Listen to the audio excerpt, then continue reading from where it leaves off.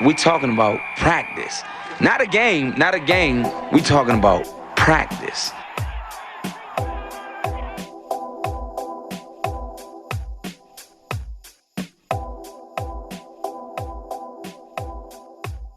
Welcome, everyone, to the After Practice podcast with myself, Lake Lewis. Today, we've got a show that we've got to talk about, what's going on with the Washington football team defense.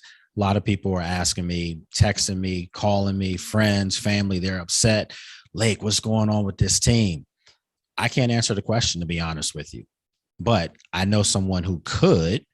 And he's a guy that played for Jack Del Rio. He's a guy that played for this team. He's a guy that played for the Buffalo Bills. He's a guy that did a lot of great things. So we're going to have Mr. Lorenzo, one-man gang Alexander, on when we come back in our next segment. He's going to give me some insight into what's going on with this Washington football team defense. What did you think Sunday? Did you guys think that the Washington football team was going to go into Orchard Park and get a W? I thought that they were going to lose, but I thought that they were going to fare much better than what they did. I thought they were going to show people that they're a good football team. I thought they were going to show people that they could hang with teams that have Super Bowl aspirations. I thought they were a team that was going to get after Josh Allen. I was wrong. They showed me that they're not a good football team, at least not right now. They showed me that it was a lot of overdue hype by people like myself who covered this team, who felt that they were going to be a good team. They can't get out of the way of their own shadow. Right now, I'm seeing a team that's overly thinking on the field. They're not reacting. They're not getting after it. And I'm seeing a team that, from the defensive side of the ball, which was supposed to be their strength, they're not getting anything done. They're not getting a pass rush against opposing teams' quarterbacks. Look, you go back to the first game against the Los Angeles Chargers, Justin Herbert sat in the pocket and did whatever he wanted. Then if he had to make a play with his legs, he was able to do that. You go to the second game, a game that they did win against the New York Giants, but it was a game that I like to say that the Giants gifted. You still have to take it. If it's gifted to you, a win is a win, especially in the NFL, but they didn't look overly impressive in that game either. Daniel Jones was comfortable in the pocket. Daniel Jones, when he decided to run, had a 70-yarder, run against them. And then, of course, last week, Josh Allen, who was struggling coming into that game. There was grumblings out of Buffalo that, Josh Allen hadn't lived up to the hype that they were expecting from him in those first two games. Well, he got right. He got right real quick against the Washington defense. As always, folks, if you want to follow me, you can follow me on social media. I'm on Twitter at Lake Lewis. I'm on Instagram and Facebook at Lake Lewis Jr. Of course, you can follow my work on sportsjourney.com, along with some of my great colleagues who are doing some really fine work for our network. So make sure you check us out on sportsjourney.com. I've been covering this team for 10 years. 10 years. This is my 10th season. Thank you. I appreciate it. And I expected so much more from this group. There's a professionalism that this team has. I'm not going to say they don't. They do. They're going about things, at least I think, better than what they've done in the past. So I think they're going about things the right way. The results aren't there, though. One of the gaffes that I will say that I think Ron Rivera and the coaching staff made was protecting these guys during the preseason by not overly playing them. They didn't play the third preseason game at all. And the flip side is you look at the team that they played against in that third preseason game, the Baltimore Ravens. The Ravens played their starters. The Ravens just won this past weekend against the Detroit Lions in Detroit. Justin Tucker hit a 66-yard field goal to break the NFL record. But they did it with 7, 8 players out, starters, because of COVID. That's the sign of a team that's backups played some meaningful minutes during the preseason, but more importantly, starters did too. That's the sign of a team that 1 through 53 can get the job done. I don't know if I feel that way about the Washington football team. I'm not sure if 1 through 53, they are going to be able to get the job done. The problem is 1 through 22 aren't getting the job done right now. The only player for my money that's earned his keep so far this season is Terry McLaurin. That should not be a surprise to anyone. I mean, if you want to go 3, 4, 5 more players, yeah, we could do that. I mean, I could. There's some other guys that are performing okay. I think Logan Thomas is performing well on the offensive side of the ball. Eric Flowers, surprisingly, is mauling people out there. You can go back and look at the tape. But that's where, I'm starting to get iffy. I like what I saw, from Antonio Gibson on the screen pass that he took to the house. But those are the type of plays I need to see more of. I think on offense for the Washington football team, they may have to have an adjustment as far as their scheme. I think that they may have to look at what they're doing, because this is kind of a passing offense, a finesse offense. That's not what they have on the field. The product on the field is a little bit more bullish. It's a little bit more, let's come right at you type of offense. I think that we need to see more of a running game from this team. And I think they need to force feed Antonio Gibson. I truly believe that. You force feed Terry McLaurin on the outside, you force feed Logan Thomas in the middle of the field, and you run the football with Antonio Gibson. It doesn't need to get cute. Scott Turner needs to stop trying to spread the wealth. I've seen this story way too many times covering this team. They need to get the ball to the guys that can make plays and do it to the point where other teams have to double team Terry McLaurin, have to double team and chip Logan Thomas coming off the line, have to look at Antonio Gibson. They've got to figure a way out to get this done, because Cam Sims dropped the pass. De'Ami Brown dropped the pass. Some guys just aren't ready for it. They're just, as they say, the young kids say, they're not ready for that life yet. So you have to get the guys the ball who are ready for the life, and we've seen them produce before. Don't get me started about the defense. The Washington football defense right now is borderline atrocious. It truly is.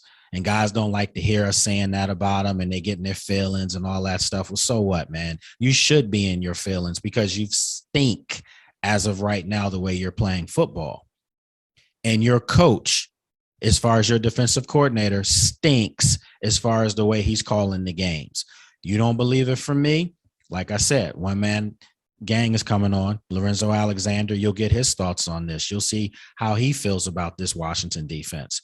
But all I know is that a unit that had aspirations to be the number one unit in football is right now a bottom feeder. They're one of the 3 worst defenses in the NFL.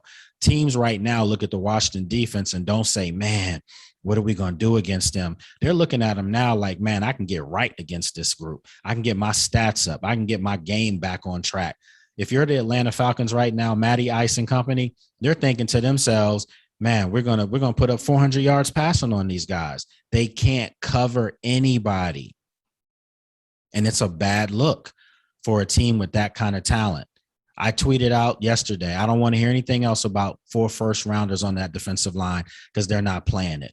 And I said, you can go back and look at the tweets, and you can look at anything I've said about this team over the past 3 years. Their best interior linemen, when healthy. That's the big problem with this guy I'm about to say, because he sometimes gets hurt, okay?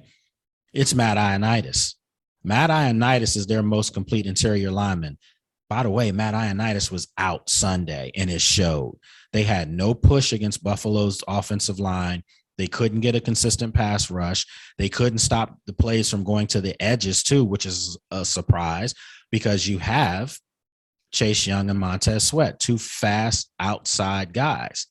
It's just not working right now. So to me, players have to own up and understand that they're not getting their jobs done. But more importantly, I think the coaching staff needs to realize that they need to get guys in position, and they need to stop with the experiment in the secondary that's called Landon Collins. I'm sorry. I normally don't go at people, but Landon Collins has not been getting it done.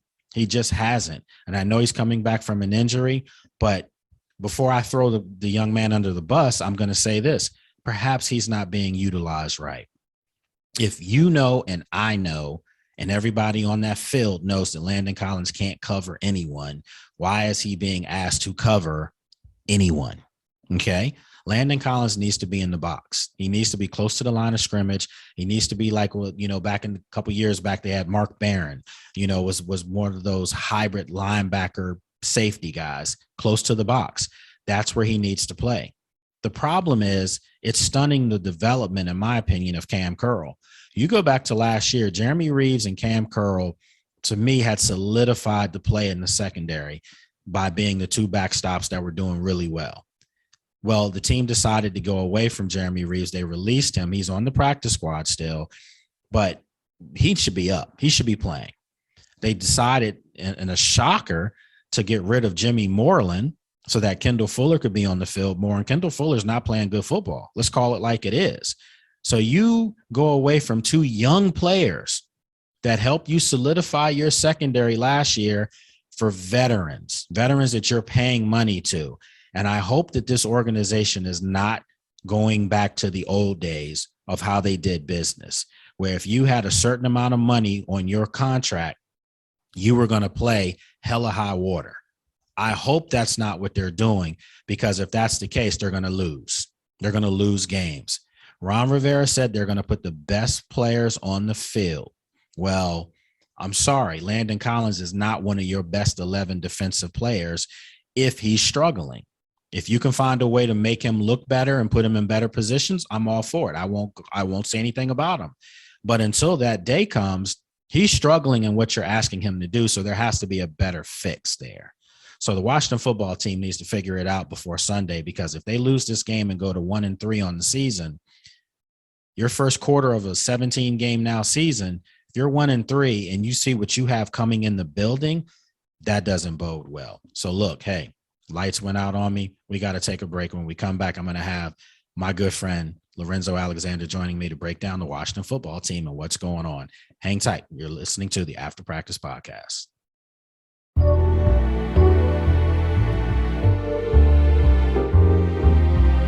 Get more of Lake Lewis on Twitter at Lake Lewis.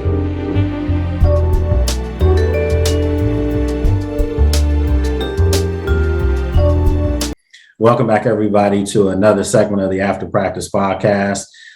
Right now, I have a gentleman that really needs no introduction if you are a Washington football fan, because he was a guy that did a lot of great things while he was here, on and off the field, continues to do so now as we speak. But I got to bring him on because, he left here and did work up in Buffalo, and we saw Buffalo do work this weekend on Washington. So I had to bring my guy on, the one-man gang, Mr. Lorenzo Alexander. What's up, Zo? What's good, Lake, man? It's been a long time, no see, no talk, man. Good to catch up with you and see your face. Absolutely, absolutely. I see you got the beard coming in. What's up with that? Did I inspire you at all? Oh, yeah, man. This is a long time coming. I lost this a few years ago. So, wherever I can grow it, I'm going to try to grow it. Absolutely. Welcome to the club. Welcome to the club. So, look, you were at the game Sunday. And, I saw the fans giving you that love up there, well-deserved. On top of that, listen, this was a game that if you are a Bills Mafia person, which obviously you have plenty of fans from Bills Mafia, they saw what they were expected to do, and that was to beat a Washington football team that's struggling right now. Right. But I wanted to bring you on, Zoe, because for one, you don't cut any corners. You let everyone know the truth on things. And this Washington defense was hailed coming into this season as a unit that could aspire to be the NFL's best defense. That's the kind of talk that was coming out of here. I haven't seen anything close to that over these first three games, and I've seen quarterbacks pretty much feast on them and not have any resistance in doing so. What do you see as the problem with this Washington defense right now? Well, it doesn't help you playing some of the top quarterbacks early on. You think about Herbert and Josh Allen, right? Those guys are playing at a very high level. Obviously probably top 10, and if not higher than that, top 5. Josh Allen was an MVP candidate last year. And when you look at just this Buffalo Bills offense, they just have so many weapons and that they cannot match up. When you think about Stephon Diggs, and you got Emmanuel Sanders, then you got a Cole Beasley in the slot, and then you got Gabriel Davis, and then you got Isaiah McKenzie, then Zach Moss, Devin Singletary, Dawson Knox. I mean, everybody got involved. You cannot stop 7 or 8 people. And then you throw in there, obviously, Josh Allen and what he's able to do in the pocket and get out of the pocket. I think a lot of people forget that he's very mobile, right? He's big and burly and can stand in there and take shots and throw it in the pocket, but he also can get out there and jump over cats, right? And run the ball and make plays with his legs, which he did on Sunday. Kind of rewatching this game, they just really neutralized the defensive line, which is the strongest part of the Washington football's team, or at least supposed to be, right? I mean, I was going to say, Right now they don't have a lot of numbers, especially when you look at Chase Young.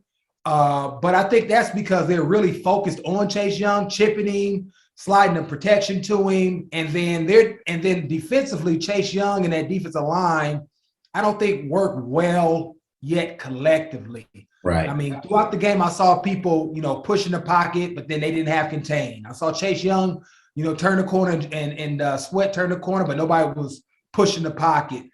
They tried to run games, but it looked disjointed. And so right now, because I was one of the guys that had him as the number one defensive line coming into the season, just based on what they did last year, right? Just being young, hungry, was so close last year in the playoff as far as beating Tampa Bay that they would take another step. But right now they just seem out of sorts. And I think that's because most people know that they're the strength. And so they're doing a lot of things. And so against them trying to neutralize, especially Chase Young. So I don't know what's going on. I know watching it on the back end, they looked out of sorts, not quite sure what they wanted to do. I know a couple of times it looked like they should have been playing cover two or playing man, and one person was playing man and one place was cover two. You saw the big pass that Josh missed to Stephon Diggs. He got hit, luckily, by Chase Young and the D tackle, or that would have been another big time touchdown, right? So that back end isn't playing well either. So I don't know what it is right now, but they need to obviously get that fixed. Let me ask you though. So you go back to last year, and yeah, they were playing, second tier, sometimes third tier quarterbacks. But we saw them play Tom Brady, and we saw that game was probably Tampa's hardest game in the playoffs. But Washington's defense gave up a lot of yards in that game as well. Right. My question to you is, and obviously I know you have relationships with guys still here and in the building as well, but I want to throw this out there. Could this be a schematic thing? Could this be a problem where maybe Jack Del Rio, it worked last year, it's not working now, where maybe you've got to change up what you're doing because he's only bringing 4-man rushes with that line. And I understand there's four first rounders there, but so they're not playing up to that. So why are you not blitzing more often? Why are you not sending guys up in the middle of the field? Because it just seems like whatever he's doing is not working. And every week these quarterbacks are putting up damn near career numbers. Well, he did blitz. I mean, but he deal with guys that know how to handle the blitz. I mean, Josh Allen, a couple of times they bring the blitz and he's getting the ball out before the blitz gets there, or he's just getting hit, or he's throwing where the blitz is coming from. He hits Cole Beasley or somebody in the slot. And so I just don't know if they're just as talented on the back end, because when you blitz, that means everybody else has to hold up. You've got to be able to cover, right? Or you playing some type of zone and you counting on it to get there. So you really are gambling right now. And I think they're trying to figure out what they need to do because they bank so much on this defensive line, creating the pressure without having to blitz. Right. And now it's putting an additional strain. I had a chance to play for Jack. He's okay, right? I don't know if the third down packages, at least when I was there with the Raiders, maybe he has evolved and changed, and maybe some coordinators on there has helped him out. I never really felt like we game plan well on third down for our matchups and putting our guys in the best place. So maybe they're struggling with some of that as well. Right. But without actually being in their game plan, I don't know. That's just from my experience when I was with the Raiders. Well, I felt like we lacked defensively. Yeah, but what you're saying is what I'm seeing, and you know, I'm just media, and you used to remind me of that all the time, But to hear that coming out of your mouth, not just a player that played at Pro Bowl levels, I'm talking about a player that played for this guy, and I'm seeing the same things though. They're not making any adjustments to counter what the offense is dictating to them. And you know this, you can't play defense on your heels the whole game. That back end, the problem I have with this back end, and I'm going to say it, Landon Collins, when he went out last year, that back end got better. And it got better because Jeremy Reeves, who for some reason they decided to cut and put him on their practice squad, Jeremy Reeves played steady football those final 6-7 games of the season. And I thought Cam Curl stepped up even more as a true strong safety. Well, now you have Cam Curl and Landon Collins, both strong safeties, basically playing, cover two. That's not their strengths, either one of them. And I don't understand why I'm going with that. Yeah, and you can even see it. I mean, obviously, Landon, in my opinion, was a great player, and obviously coming after injury, he's still going through that. But he was more of a box guy, Absolutely. To me, versus, in coverage. And so, again, that goes to show you have to, in my mind, because I know Jack is a cover two type of guy, that you if you want to be great in this league or have at least a chance to compete, you have to be willing to mold your defense to the personnel that you have, to their strengths. And so, to your point, just looking back at it, they struggled in coverage. Cover two wasn't on the same page. So something is going on from the film room, right, to this is our plan, to practice, to where then once they get in the games, they're not executing at a high level. And again, I mean, it's hard to, I don't want to overly criticize them after this Buffalo Bills team, because I do. Yeah, I mean, you can. But there was no way that this defense, without creating a significant amount of turnovers, and that's the only time that you actually felt like they were in the game, and that was off of, the punt or the kickoff that got caught in the wind and they got back, right? Well, that was really the only time when they felt like they were in this game, but they created a turnover off of it because of that. And because they weren't able to create any turnovers, no sack, strip fumbles, this team wasn't going to be on the field with them. They're just not talented enough. It's just, again, and that's not a disservice to them. It's just what it is. I mean, I just named off 8 people that you got to worry about on defense to try to cover what you can. And that's with them trying to double Stephon Diggs, take him out of the game, and they got everybody else one-on-one. It's just, there's really no way for them to really compete. And they just don't have the guys playing at a high enough level to do it right now. So hopefully they get something straight. But this defensive line has to be their equalizer, right? When you struggle on the back end, the defensive line has to play above themselves, outside themselves, and right now they're not. All right. Well, real quick, folks talking with Lorenzo, one-man gang, Alexander, did a great job while he was here playing for the Washington football team. Obviously went on, did some great work with the Buffalo Bills. Real quick, Atlanta's coming up here in about 1 minute or so before we wrap up. What do you see that could possibly get this team a W? I mean, obviously they got to win against the Giants, but they didn't play well in that game either. Now you got Matty Ice coming up, a veteran quarterback, a Pro Bowl caliber quarterback that has had his struggles over the past few seasons, but it seems like quarterbacks get right against this defense. So what do they need to do against the Falcons in order to get a W? I mean, at the end of the day, you have to be able to disrupt the quarterback, right? You have to be able to affect him at all costs. I think one of the good things, Matty Ice isn't as mobile as some of these other guys that they've seen, right? Daniel Jones can move. Herbert can move in the pocket. We know what Josh Allen can do. Matty Ice is going to be more in that pocket, so that's going to allow this defensive line to know where he's at, be a little bit more aggressive, and not as worried about trying to keep a guy where he needs to be, because that's where he's going to be in the pocket. So I think that's going to be the number one thing if they want to be able to stop this Atlanta Falcons offense, is really affecting him consistently, hitting him, making him throw some bad balls, and then creating some turnovers, because his defense right now, without the turnovers, aren't going to be able to sustain, long drives. As you saw the Buffalo Bills, I mean, 12, 13 play drive, just methodically working their way down the field. So you have to get them in some third and longs. And then when you get them there, you have to get off the field. You cannot give up 3rd and 19, which they did in Buffalo, on the first drive of the series. You have to capitalize. When a team makes a mistake, you have to capitalize. But that's not coaching. That's players standing up, understanding the situation, and making the play. So I can definitely see them being able to do that with this defensive line, because they're close. They're just not quite getting there. But I can see them, sacks come in bunches, and this would be a great week because of the quarterback that they're playing. All right. Well, look, before we wrap it up, I know you do a lot of community endeavors. Anything special you have going on that you get a chance to plug right now? Yeah, well, I'm still rocking the ACES Foundation out here in Phoenix, doing some good work over in the South Phoenix area, working with low-income families and students, just trying to provide resources. We'll be having a community day coming up probably later in the year, maybe beginning of next year, over at Skyline Prep. So we got that going on. And I also still do some stuff in Buffalo as well as DC with Power Beyond Measure, a group that I partnered with since like 2010. So you can check us out, LorenzoAlexander.org. Just get involved, donate, or reach out if you want to connect and partner on something in DC.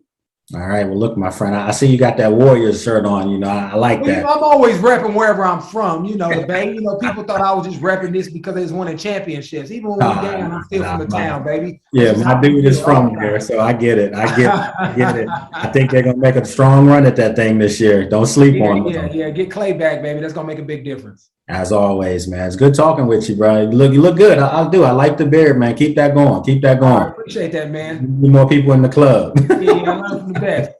All right, man. Take care. Tell the family I said what's up. All right, brother. Okay, take care now. Later. All right.